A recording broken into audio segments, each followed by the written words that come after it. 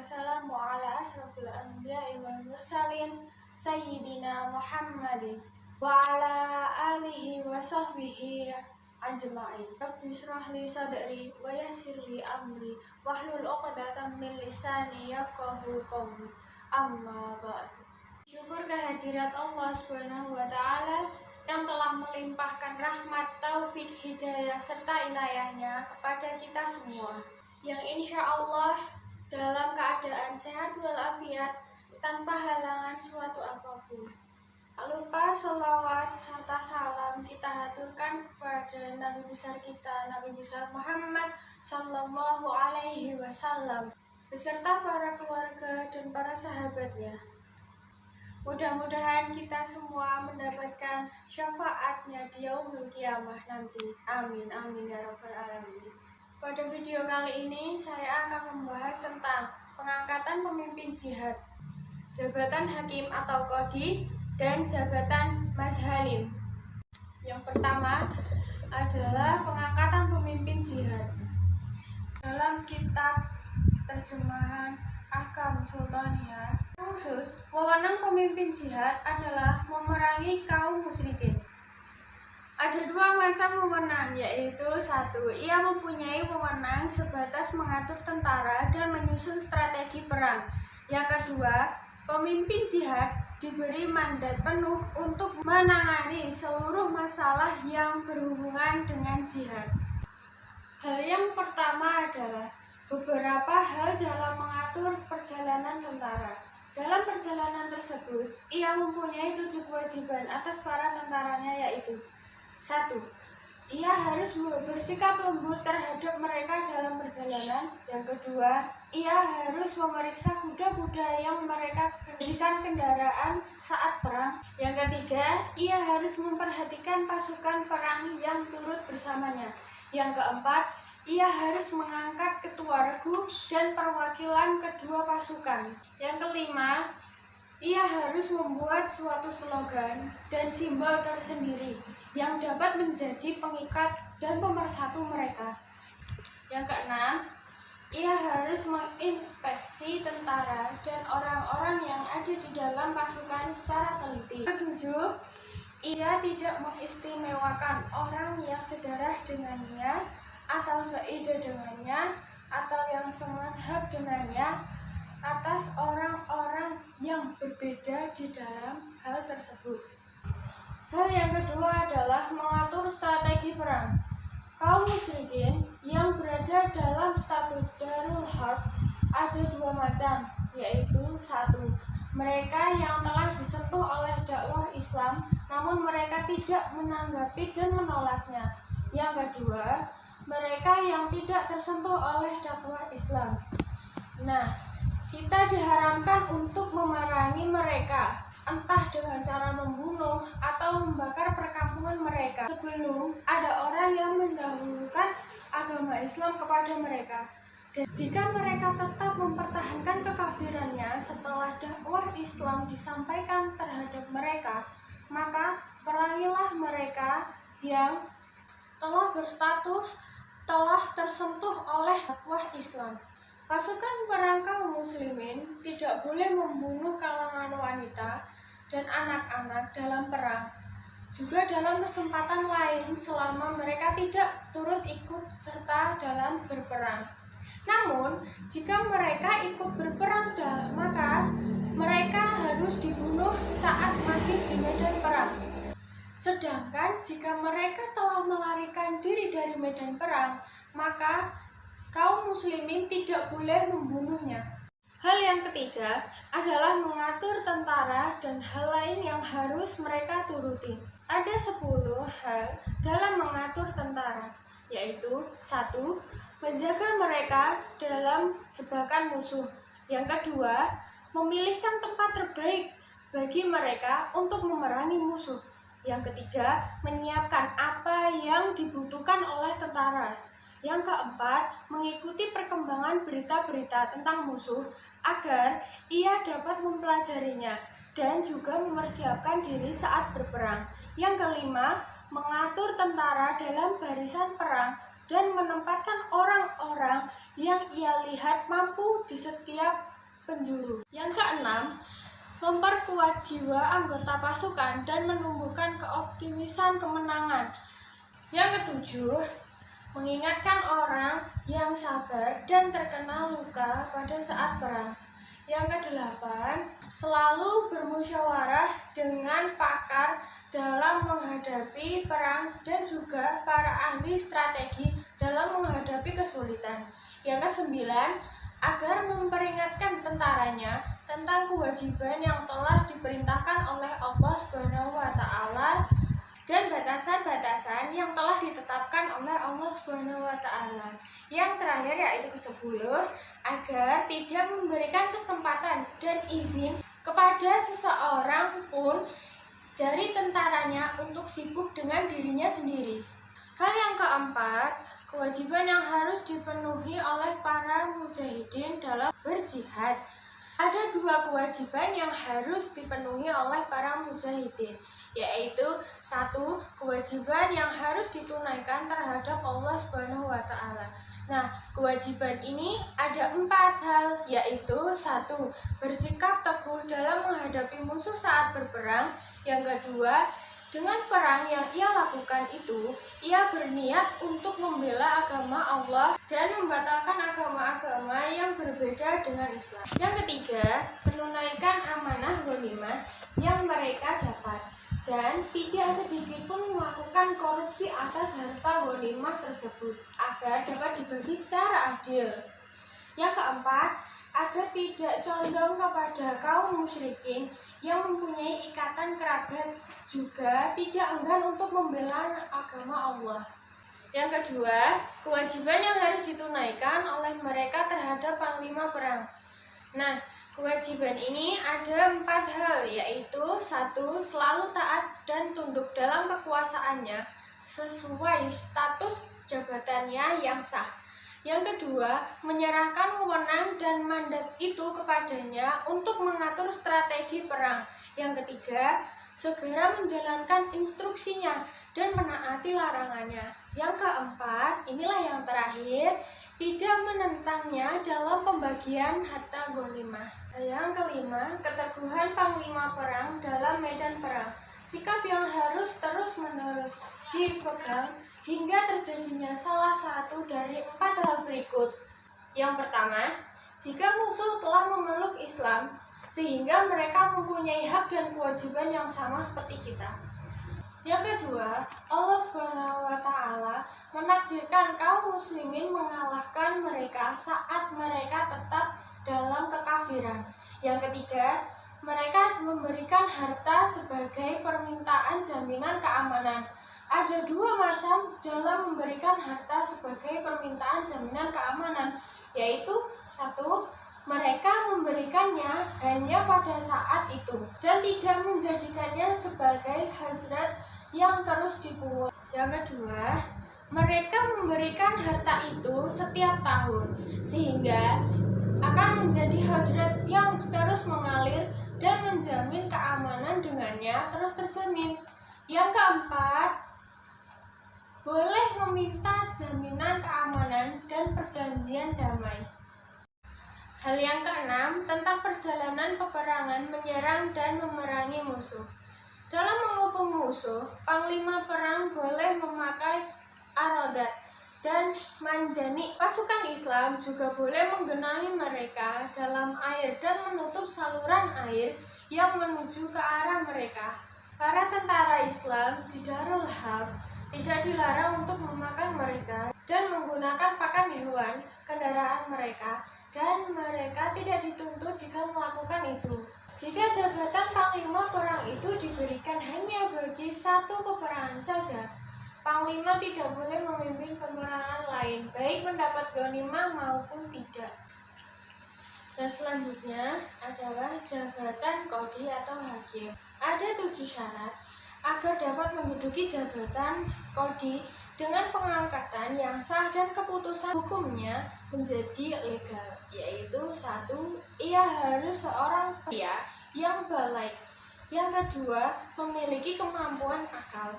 Yang ketiga, berstatus merdeka. Yang keempat, beragama Islam. Yang kelima, memiliki kredibilitas individu.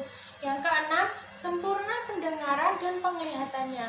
Dan yang terakhir adalah memiliki pengetahuan tentang hukum-hukum syariat, dan ilmunya itu mencakup ilmu pokok dan cabang-cabangnya.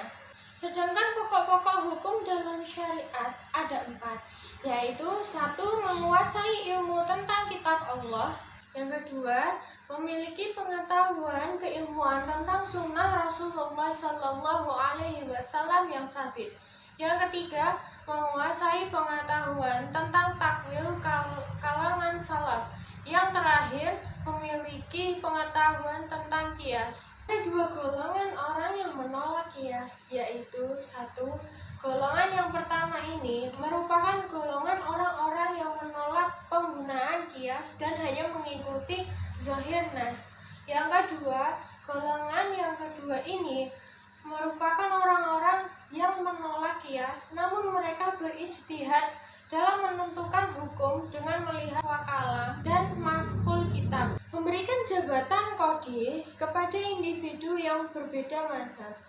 Orang yang menganut mazhab Syafi'i boleh mengangkat seseorang yang menganut mazhab Hanafi untuk menjadikan qadhi, karena seorang qadhi boleh berijtihad dengan pendapatnya sendiri dalam melaksanakan tugasnya, dan ia tidak harus mengikuti mazhab yang ia anut dalam menetapkan hukum. Ada 2 kemungkinan jika pihak yang mengangkat qadhi, yaitu seseorang penganut mazhab Hanafi atau Syafi'i, mensyaratkan kepada orang yang diangkatnya sebagai qadhi itu hanya untuk memutuskan hukum berdasarkan mazhab Syafi'i atau Abu Hanifah saja, yaitu sebagai berikut. Yang pertama, ia mensyaratkan hal itu secara umum bagi seluruh hukum. Syarat seperti ini batal, baik hal itu sesuai dengan mazhab pihak pejabat yang mengangkatnya maupun bertentangan dengannya. Yang kedua, syarat itu khusus berkenan dengan satu hukum tertentu. Syarat itu dapat berbentuk perintah atau larangan. Dalam hal yang kedua, yaitu pengesahan jabatan qadhi. Pemberian jabatan qadhi terlaksana apabila kedua pihak yang mengangkat dan yang diangkat berada dalam satu ruangan yang sama, kemudian mengucapkan pengangkatan atau dalam keduanya keadaan berbeda pada tempat terpisah dengan melalui surat pengangkatan yang disertai dengan tanda tangan resmi dari pihak yang mengangkat qadhi dan para pegawainya. Redaksi yang digunakan dalam pengangkatan ada 2 macam, yaitu yang pertama, redaksi langsung. Ada 4 macam, yaitu 1. Aku angkat engkau. Yang kedua, aku berikan jabatan ini kepada engkau. Yang ketiga, aku mewakilkan engkau. Dan yang keempat, aku berikan mandat ini kepadamu. Yang kedua, redaksi secara tidak langsung. Ada 7 macam, yaitu aku jadikan engkau sebagai pembantu dalam melaksanakan tugas. Aku bertopang kepadamu dalam melaksanakan tugas. Aku kembalikan masalah ini kepadamu. Aku jadikan wewenang masalah ini kepadamu. Aku serahkan tugas ini kepadamu. Aku wakilkan penanganan tugas ini kepadamu. Dan aku berikan tugas ini kepadamu. Hal yang ketiga tentang jabatan qadhi antara yang umum dengan yang khusus. Jika jabatannya adalah umum dan bebas untuk bertindak, wewenangnya hanya mencakup 10 tugas berikut, yaitu 1. Menyelesaikan persengketaan. Yang kedua, meminta suatu hak dari pihak yang menahan orang lain. Yang ketiga, menjadikan wali atas orang yang dilarang untuk bertransaksi sendiri. Yang keempat, menangani harta wakaf dengan menjaga harta dasarnya. dan mengembangkan cabangnya serta mengumpulkan dan membagi-bagikan hasilnya kepada yang berhak. Yang kelima, melaksanakan wasiat berdasarkan syarat pihak yang memberikan wasiat dalam perkara yang diperbolehkan oleh syariat dan tidak dilarang. Yang keenam, menikahkan para wanita janda dengan orang-orang yang sekufu atau sederajat jika mereka tidak memiliki wali nikah saat mereka akan menikah. Yang ketujuh, melaksanakan hukum had atas pihak-pihak yang seharusnya dijatuhi hukuman itu. Yang kedelapan, memeriksa kemaslahatan wilayah tugasnya. Yang kesembilan, memeriksa saksi-saksi serta para pembantunya dan memilih wakil-wakil serta mengakui dan mengandalkan mereka jika mereka berlaku benar dan lurus, serta mengalihkan dan mengganti mereka jika tampak cacat dan berkhianat. Dan yang terakhir, ke-10, menyejajarkan dalam menangani masalah hukum manusia antara pihak yang lemah dan pihak yang kuat. Adapun jika wewenang khusus, ia hanya berwenang mengurusi tugas khususnya itu, dan wewenangnya hanya sebatas masalah itu saja. Hal yang keempat ini, jika ada dua kodi diangkat dalam satu negeri. Pengangkatan keduanya ini mempunyai 3 kemungkinan, yaitu 1. Salah satu dari keduanya diberi wewenang atas suatu wilayah negeri itu, sedangkan individu yang kedua berwewenang atas wilayah lainnya. Yang kedua, masing-masing pihak menangani suatu jenis hukum. Yang ketiga, masing-masing pejabat kodi itu berwenang atas seluruh masalah hukum di seluruh wilayah negeri. Jabatan kodi boleh terbatas pada penyelesaian masalah tertentu antara pihak yang terlibat dalam kasus hukum dan tidak boleh menjalankan wewenangnya kepada kasus yang lain, sehingga jabatannya itu tetap ada selama kasus yang diamanatkan kepadanya itu masih belum tuntas. Saat kasus itu selesai, jabatannya bisa ditarik kembali, sedangkan jika pihak yang bersengketa tadi kembali membuat perkara, ia tidak boleh langsung mengurus masalah kecuali dengan adanya penugasan baru. Yang keenam, meminta jabatan kodi. Jika hal itu dilakukan oleh bukan ahli ijtihad, maka permintaannya ditolak dan dipertanyakan kepribadiannya. Adapun jika ia termasuk orang yang berkompeten untuk menjalankan tugas sebagai kodi, permintaan itu dapat dilakukan karena ada 3 kemungkinan, yaitu 1. Jika jabatan itu dipegang oleh orang yang tidak berhak. Yang kedua, jika jabatan itu dipegang oleh orang yang berhak untuk memangkunya, kemudian ia ingin mencabut jabatan dari orang itu karena adanya permusuhan antara dirinya dengan orang tersebut. Yang ketiga, jika jabatan kodi tidak ada yang menjabat, maka ia meminta jabatan itu perlu diperhatikan kondisinya. Hal yang ketujuh, tentang menerima hadiah dan mengambil keuntungan dari jabatan. Orang yang menjabat kodi tidak boleh menerima hadiah dari pihak yang sedang bermasalah atau berperkara, juga dari seseorang yang berada dalam lingkup jabatannya, meskipun orang itu tidak sedang berada dalam perkara hukum, karena hal itu dapat melemahkannya saat mengatasi suatu permasalahan hukum orang itu nantinya. Jika ia menerima hadiah itu dan segera membalas pemberiannya itu, ia dapat memilikinya.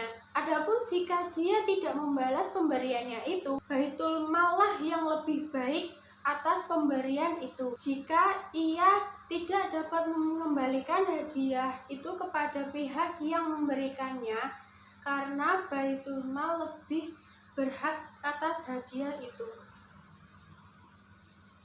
Nah, sekarang kita membahas jabatan mazhalim. Wewenang dan tugas Mazalim adalah mendorong pihak-pihak yang bersikap zalim untuk bersikap adil dengan membuat mereka takut dan menghentikan sikap keras kepala orang-orang yang bersengketa dengan kewibawaannya. Oleh sebab itu, maka yang menduduki jabatan ini adalah orang yang dihormati, ditaati masyarakat, berwibawa, dan juga tidak tamak dan warok. Wewenang tugas ini ada 10 bagian, yaitu 1. Menangani pelanggaran pejabat pemerintah atas rakyat untuk kemudian memberikan catatan yang buruk baginya. Yang kedua, menangani sikap korup para pejabat pemerintah atas harta yang mereka pungut dari rakyat. Yang ketiga, sebagai pencatat administrasi negara. Yang keempat, menerima pengaduan para penerima gaji atas penyunatan gaji mereka atau keterlambatan pemberian gaji itu kepada mereka. Yang kelima, mengembalikan harta yang dirampas dan dikorupsi oleh pejabat. Yang keenam, mengawasi harta wakaf. Yang ketujuh, menangani kasus yang tidak mampu ditangani oleh para qadhi yang disebabkan lemahnya kemampuan mereka untuk menanganinya. 8. Menangani kasus pelanggaran kepentingan umum yang sulit ditangani oleh pejabat biasa. Yang ke-9, memperhatikan pelaksanaan ibadah yang lahiriah. Yang ke-10, menangani kasus pertengkaran dan memberikan keputusan hukum bagi pihak yang bersengketa. Perbedaan wewenang antara pejabat Mazalim dan qadhi adalah 1. Petugas Mazalim mempunyai wibawa dan kekuatan yang tidak dimiliki oleh qadhi untuk menuntaskan persengketaan pihak yang berperkara serta mencegah tindakan kezaliman yang disokong oleh kekuatan. Yang kedua, wewenang tugas Mazalim keluar dari kesempatan kewajiban kepada kekuasaan kebolehan, sehingga petugas ini mempunyai ruangan yang lebih luas dan keputusannya lebih didengar. Yang ketiga, ia dapat melakukan penekanan dan merumuskan fakta sesuai dengan tanda-tanda yang tampak dan bukti-bukti yang telah ditemukan yang tidak dapat dilakukan oleh para hakim, sehingga ia dapat menemukan kebenaran dan mengetahui siapa yang salah dan siapa yang benar. Yang keempat, ia boleh menjatuhkan sanksi kepada pihak yang membuat kezaliman dan menjatuhkan hukum bagi pihak yang membuat permusuhan. Yang kelima, ia boleh menunda penyelesaian masalah persengketaan jika jalan keluarnya tidak kunjung ditemukan dan hak-hak mereka belum jelas sehingga belum dapat ditetapkan untuk kemudian yang melakukan penelitian secara intensif untuk mendapatkan fakta-fakta yang dapat digunakan. Sementara itu, seorang hakim tidak dapat melakukan hal itu jika salah seorang dari pihak yang bersengketa meminta untuk segera memutuskan hukum. Seorang hakim tidak dapat menunda keputusan hukum, sedangkan petugas Mazalim dalam melakukannya. Yang keenam, jika mereka sulit ditangani, ia boleh menyerahkan masalah mereka kepada pihak penengah yang berusaha menyelesaikan persengketaan antara keduanya dengan cara damai dan kerelaan. Sedangkan qadhi tidak mempunyai wewenang untuk melakukan tindakan seperti itu. Yang ketujuh, ia dapat terus menangani kedua pihak yang bersengketa itu jika ada tanda-tanda yang menunjukkan sikap saling bersikeras, dan ia dapat menetapkan uang jaminan jika dibutuhkan untuk mendorong pihak yang bersengketa itu untuk saling bersikap jujur dan mengubah sikap pengingkaran dan saling menuduh dusta. Dan selanjutnya, ia boleh mendengarkan persaksian orang-orang yang rendah kredibilitas pribadinya. Sedangkan para qadhi hanya mendengarkan persaksian orang-orang yang mempunyai kredibilitas yang tinggi. Yang kesembilan, ia boleh meminta para saksi untuk bersumpah saat ia masih meragukan mereka jika mereka mengubah sumpah mereka dengan sengaja. Dan ia dapat memperbanyak jumlah saksi untuk menghilangkan keraguan, sedangkan seorang hakim tidak dapat melakukan itu. Yang ke-10, ia boleh memulai dengan memanggil para saksi dan menanyakan persaksian mereka tentang kasus yang sedang ia tangani tersebut. Sedangkan kebiasaan para qadhi adalah memerintahkan pihak penuntut untuk mengajukan bukti Bukti itu baru didengar setelah mengajukan pertanyaan kepadanya. Permasalahan yang kedua, kondisi delik pengaduan saat disampaikan kepada pejabat Mazhalim. Delik pengaduan saat disampaikan kepada petugas pejabat Mazhalim memiliki 3 bentuk, yaitu yang pertama adalah pengaduan disertai bukti tertulis dan saksi-saksi yang kredibel dan hadir di tempat. Yang kedua, pengaduan disertai dengan bukti tertulis dan saksi yang kredibel, namun mereka tidak hadir dalam persidangan. Yang ketiga, jika delik pengaduan itu disertai bukti tertulis dan juga disertai dengan saksi-saksi yang hadir dalam persidangan, namun mereka bukan saksi yang kredibel. Yang keempat, jika bukti tertulis yang disertai persaksian orang-orang yang kredibel dan kompeten, namun mereka semua telah meninggal dunia dan bukti tertulis itu terbukti validitasnya. Yang kelima, jika pihak penuntut mempunyai bukti tertulis dari pihak yang dituntut yang mendukung delik pengaduan tersebut. Dan yang terakhir, pengajuan bukti pembukuan keuangan sesuai dengan klaim yang diajukan. Permasalahan yang ketiga yang selanjutnya ini, jika delik pengaduan disertai bukti yang melemahkannya. Jika delik pengaduan disertai adanya 1 atau lebih dari 6 hal yang melemahkannya, fokus penekanan pejabat Mazhalim dipindahkan dari pihak yang dituntut kepada pihak penuntut. Jika delik pengaduan itu dijawab dengan pengajuan bukti tertulis dengan saksi-saksi yang hadir dan terpercaya, dan para saksi memberikan kesaksian yang membuat delik pengaduan itu menjadi mentah dan batal. Yang kedua, para saksi bukti tertulis yang menentang klaim itu adalah orang-orang yang terpercaya, namun saat itu mereka tidak ada di tempat persidangan. Yang ketiga, para saksi bukti tertulis yang membantah klaim itu ada di tempat, namun mereka tidak kredibel sebagai saksi. Yang keempat, para saksi yang terpercaya atas bukti tertulis telah meninggal dunia. Dalam kasus seperti ini, bukti itu tidak dapat dijadikan landasan hukum. Yang kelima, kepada pihak tertuntut diperhatikan tulisan tangan pihak penuntut yang selanjutnya membuat ia mengingkari tulisan tangan tersebut. Yang keenam, dalam penyusutan klaim itu ditemukan catatan administrasi keuangan yang membatalkan klaim tersebut. Maka itu selanjutnya dilakukan tindakan seperti tentang penelitian administrasi keuangan. Permasalahan yang keempat adalah delik pengaduan yang tidak memiliki bukti. Jika delik pengaduan yang diajukan kepada pejabat yang berwenang menangani Mazhalim tidak memiliki bukti yang kuat atau membuktikan yang meringankan, juga tidak ada faktor-faktor lain yang menguatkan dan meringankannya. Dalam pemeriksaan kasus seperti ini, patut diperhatikan kondisi kedua pihak yang bersengketa tersebut berdasarkan praduga yang terkuat. Kedua pihak itu mempunyai 3 kemungkinan, yaitu 1. Praduga yang kuat memihak pada pihak si penuntut. Yang kedua, praduga yang kuat memihak kepada si yang dituntut ini. Yang ketiga, kedua pihak yang bersengketa itu sejajar praduganya. Permasalahan selanjutnya yaitu rekomendasi petugas Mazhalim. Jika pejabat yang menangani Mazhalim membuat rekomendasi kepada seseorang untuk mengurus kasus yang sedang ia tangani, pihak yang akan ia beri rekomendasi itu harus mempunyai 2 kemungkinan, yaitu ia seorang pejabat yang mempunyai wewenang untuk mengurus kasus yang direkomendasikan itu, atau orang itu tidak mempunyai wewenang atas kasus tersebut.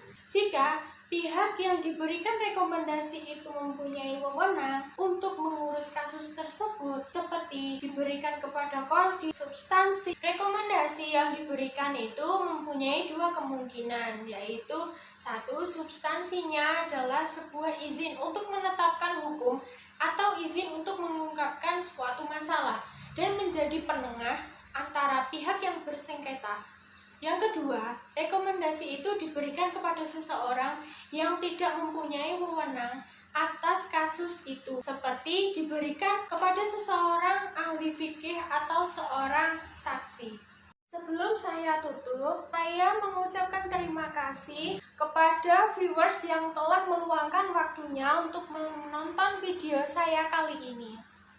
Saya, Nataya Dulfa Albais, meminta maaf apabila ada salah kata yang kurang berkenan di hati. Cukup sekian, marilah kita mengakhiri dengan membaca hamdalah dan kafaratul majelis. Alhamdulillahirabbil alamin. Subhanakallahumma wa bihamdika asyhadu an la ilaha illa anta astaghfiruka wa atubu ilaik. Wassalamualaikum warahmatullahi wabarakatuh.